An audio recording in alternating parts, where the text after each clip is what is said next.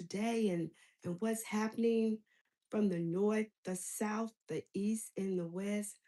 I am so grateful and I am so thankful that I do have lights and that I can take out this time to just to be thankful. As I look back and I think about how do we live steady when the world feels unstable? How do we manage to be so stable when the world seems and feels so unstable? Isn't that something? How do we manage that? Hmm. We got all these other things that we have to worry about: money, job, family, violence, politics, loneliness, and the future. How do we remain steady? It's like trying to hold the book with one hand without letting it fall over. Something's got to give. Something's got to give. When I look at this, I thought about people are carrying real concerns in 2026. The Gallup report that 19.1% of the US adults currently have or are being treated for depression. 19.1%.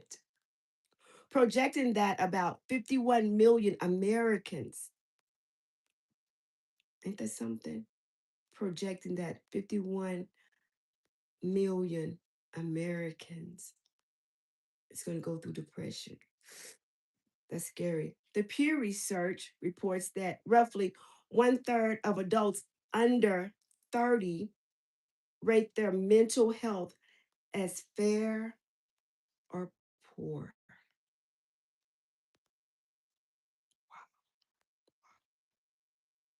Gallup also reported that 55% of Americans say their financial situation is getting worse, not better. Although they say it's getting better, according to the research that I did today,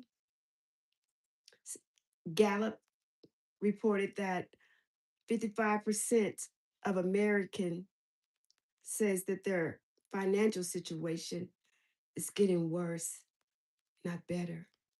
That's sad. That's sad. While the Federal Reserve survey found that 42% of workers were worried about job stability, they say it's up from 37% than the year before. These numbers show that worry is not just emotional, it's financial, generational, spiritual, relational, and practical worry. We're not talking about imaginary worry. We're talking about grocery going up. People worry about that. Worry about rent, job worrying, children. You know, it's something when the children are worrying. The children are worrying. The marriages are suffering. Even the marriages are worrying. Health problems are developing. Health is worried. The future, man, people are still worrying. But today we're going to learn how to be worried without being wasted. What? You mean tell me I can be worried and not be wasted? Girl, that don't even sound real. Worried without letting it name you. You name the worry, not the worry name you. The definition. To name the worry means to be honest about what is bothering you.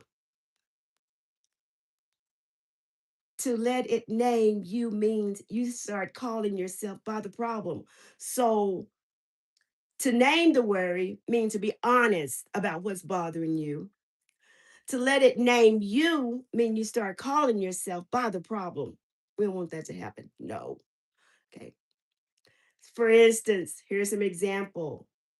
When you start letting the name call you, words like broke. No, you're not broke. You're just bit. Yes, you're rich. You got money offshore. And what do I mean by offshore money? Offshore means that when you really need it, it comes to you. So never say you broke. You could always say I'm bit, but I'm not broke because my money is offshore. Get into a tight and see doesn't just show up. For instance, and this example, people go to jail. They may not have the money to get out, but if they call somebody, they'll help them get out. Guess what? That's that offshore money. So never say you broke, just say my money is offshore. Because whatever you say, it's gonna happen to you. So when I say name the worry and be honest about it, yeah, yeah, that's exactly what I said. That's exactly what I said. Reject it. In a time like this, let me tell you, when I look at rejection, sometimes rejection is good because guess what? You have a roof over your head. Again, this is the good example that just I keep hitting in my spirit. Every time I walk out the door, I don't have to worry is a bomb gonna fall on my head. I don't have to worry is my house blown up. Is this? But I do.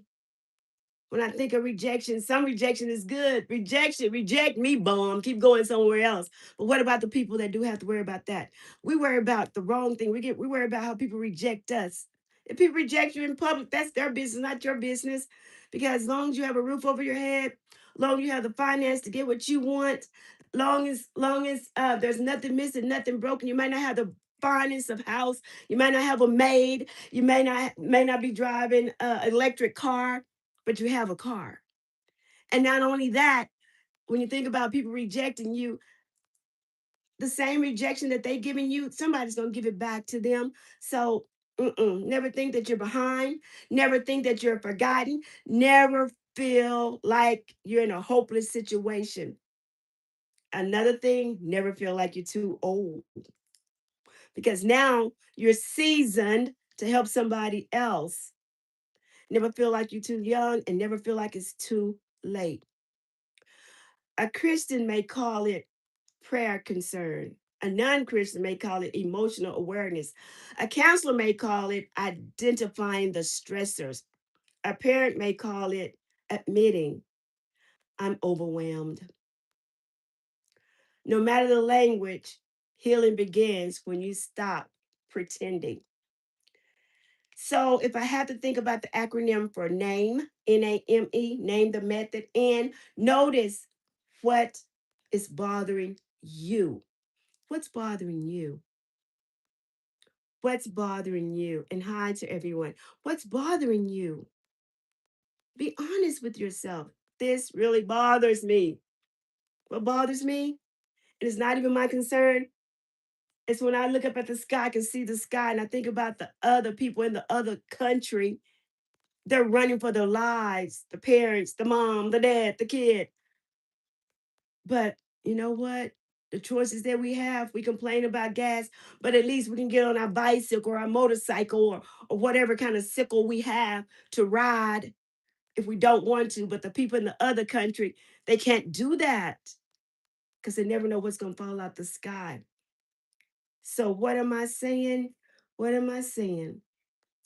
I'm saying name the worry without letting the worry name you.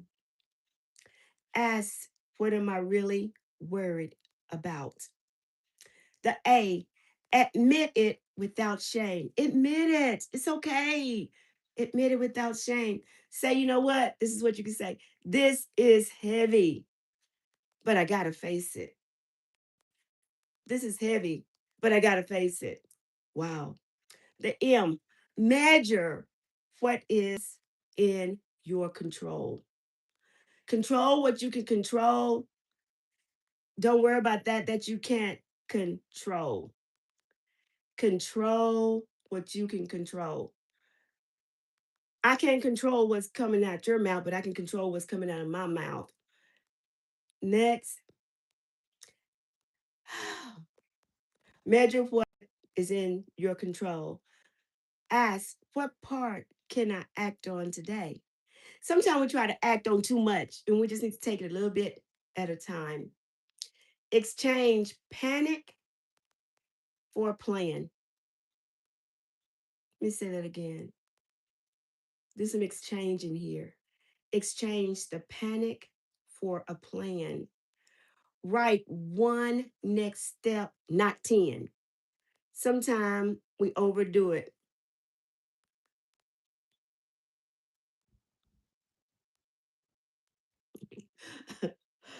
Well, you know what? When I go to my bed or I can sit up in the living room and go to sleep, I'm not worried about what's going on the outside. But like I said, when I turn on the news, I hear that other people are worried about that. And that makes me come back to say how grateful, how thankful I am that, to be in the United States at this point. And just like if I want to, I have a bicycle. I can ride where I need to go, where other people may not be able to do that. Hmm. Worry gets louder when we say, or we don't name it. Worry gets louder when it stay unnamed. But when I name it, I can aim it and I can do it. I may not fix everything today, but I can face one thing at a time that day and say, wow, I made that done. David often named his distress in Psalms before declaring his trust in God. He did not hide his pain. He processed it and he told God exactly how he felt. So, whoever your God is, be honest. Hey, this hurt. I don't know how to deal with it. Put it back on his plate, not yours. Naming where is not a weakness, it's an emotional responsibility. Number two, separate the real problem from the repeated fear. Separate it. Let me give you the definition. A real problem is something that needs action. A repeated fear is something your mind keeps replaying without producing a solution. Some things, some things we just have to let go and see what really happens to it. For instance, if you're in a broken relationship and it's going one way, boo. Yes, it's going to take time, but move on. Make a plan. Take it one step at a time. Because if you try to bite off too much, guess what's going to happen to you? Unfortunately, you're going to go back. You're going to open that door up again, and then you're going to be hurt. So just take your time and deal with it. Real problems. Here's a real problem. My rent is due Friday. Repeated fear. I'm going to lose everything. Nobody cares, and nothing will ever change. Okay, now let's look at that again. The real problem. We already know the rent is due. We already know rent is due on the first, late on the fifth. We already know that. So how did we solve that problem from the beginning? Did we go out shopping? Did we buy something that we really didn't need at that time, but because our emotions and feelings got involved, we wanted that? Now, now here's the rent. We don't have the rent. Now we have to go and beg and do what we got to do, hustle and bustle. But who brought that? You brought that. We brought it on ourselves. And I just don't want to, that's the repeated fear. Okay. The real problem needs a plan. The repeated fear needs interruption. We need to interrupt it and interpret it. Why this matter now?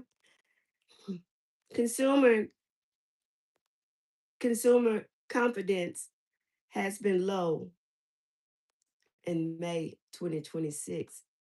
What reports showing American worry about inflation, gas prices, job security, and the economics. But if people only rehearse fear, they can become emotional exhausted. You got to keep our mind together. You got to keep your mind together. You got to keep it together. You got to keep it. Don't let nothing mess up your mind. Oh, because once your mind is gone, man, it's kind of hard to get it back. So keep your mind. Do something different every day. Once your mind is gone, that's where we have to go and seek help, mental help. Okay. All right. So write or think through these three columns. Right. Number one, what am I worried about? Column number one. Column number two, what is true right now? Column number three, what can I do today? Column number one, what am I worried about? Column number two, what is true right now? Column number three, what can I do today? I'll give you some examples since I wrote them down. What am I worried about? I'm worried about money. What is true right now? I have a bill due and I need a plan. What can I do today? I can call, I can budget, I can ask, I can apply, I can reduce, I can prioritize. That's what I can do today. Hey, so now what am I worried about? I'm worried about my child. What is true right now? They're struggling, but still reachable. They're going through a lot of stuff, but I can still reach them. What can I do today? Listen, support, set boundaries, seek help. Every fear does not deserve a throne in your mind. Some fears need facts, some fears need boundaries, some fears need prayer, some fear needs a plan. Philippians 4, 6, and 7 teaches believers to be anxious, believers to bring anxiety to God with prayer and thanksgiving. But even for a mixed audience, the principle is clear. Do not let anxiety, thoughts run through your mind without being examine them, them, examine them. You don't have to believe the worst thought just because it is the loudest thought. You don't have to believe that thought. Shh. Build a stability system. Stability system is simply rhythm that helps you stay grounded when life is uncertain. It is not pretending everything is fine. You ain't got to pretend. We do that a lot, so right? It is creating habits that help you function while you're under pressure. Why does this matter? The Pew found that 16% of Americans feel lonely or isolated, or most of the time. The Pew reference says that 16% of Americans feel lonely or isolated all or most of the time, and 38% feel lonely sometime. That means many people are trying to survive worry without enough connection. Worry grows in isolation, but wisdom grows in healthy connection. Hello, Turkey. How is it over in that country? Thank you for joining me. Whatever country you're from, thank you, because you didn't have to. Thank you. Okay. Now, the strategy plan for steady, STEADY. Start the day with grounding, prayer, meditation, breathing, journaling, silence, a moment of silence. It works. Next, talk. Talk to one safe person. One safe person. Do not carry everything alone. Eat, sleep, and move with intentions. The body affects the mind. The A, act on responsibility. One complete task can break the feeling of helplessness. D, as in David, disconnect from fear, disconnect from feeling and feeding content. I'm just content. I don't need to do nothing. I don't need to do nothing. That's why we're there. Okay. And why? Yield what you cannot control. For Christians, surrender to God. For non Christians, release the illusion that you must control everything. You don't have to control everything. Some things are out of your control. Like what's going on now, it's out of our control.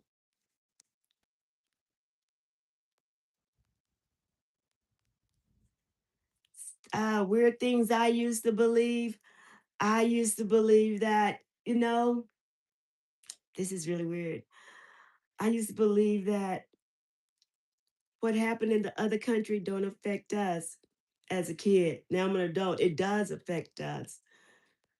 But one thing I found out as an adult is that whether you believe it or not, you're going to need someone to bounce back on, to talk to. Everybody needs somebody. Okay. Everybody needs somebody. So, with that being said, I just want you to remember this one thing, where I started from the beginning. That is worry but not wasted. How to live steady when the world feels unstable. Admit it. Admit, hey, this really bothers me. Because I'm here in the United States. It bothers me what's going on in the other country that I have no control over, you know? But what I do have control over is, in Europe, they always ride these bicycles because that was their enjoyment. That's what they want to do. But now we're looking at the gas prices here and in Texas, but we still have bicycles. We still have our legs. We still can walk. There's nothing coming over our head. There's no bombs. There's nothing. But guess what? Most of all, we do have each other. We still have a way of connecting. So, so guess what? Just know this. Just know this. Take therefore no thought for tomorrow, for tomorrow shall take thoughts for things of itself. You can frame it, you can handle it. That verse I read, it came from Matthew chapter 6, verse 34. Handle today with wisdom because tomorrow needs to steady you. Thank you for joining. Like and share. Let me know. Send me comments. Sometimes I can get them, sometimes I can't. But again, thank you so much. Thank you so much. And just know, live steady when the world feels unstable. Well, with that being said, have a great evening or morning. This is GloryD from Texas. Peace unto you.